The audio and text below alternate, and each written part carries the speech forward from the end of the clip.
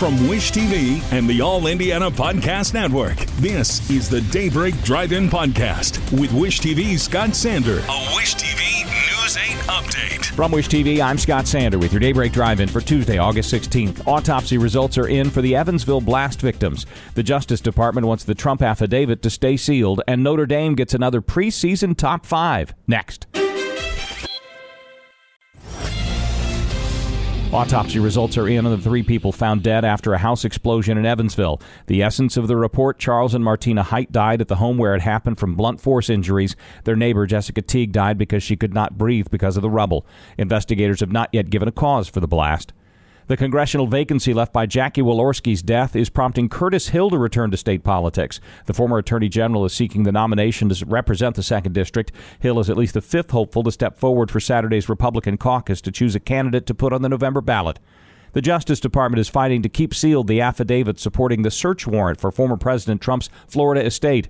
Attorney General Merrick Garland called last week to allow public view of the warrant and a list of the evidence collected, but the DOJ says the affidavit has too much sensitive information about witnesses and the investigation to release.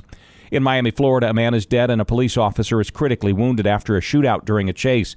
Authorities say a suspect in an armed robbery smashed his car into a police cruiser while trying to flee, and that led to the gunfire. The Associated Press college football poll is out and largely mirrors the coaches poll out earlier this month. Notre Dame is the only Indiana-based team in the top 25, though Purdue does get 17 votes. Alabama goes in as the top team in the nation, followed by Ohio State and Georgia.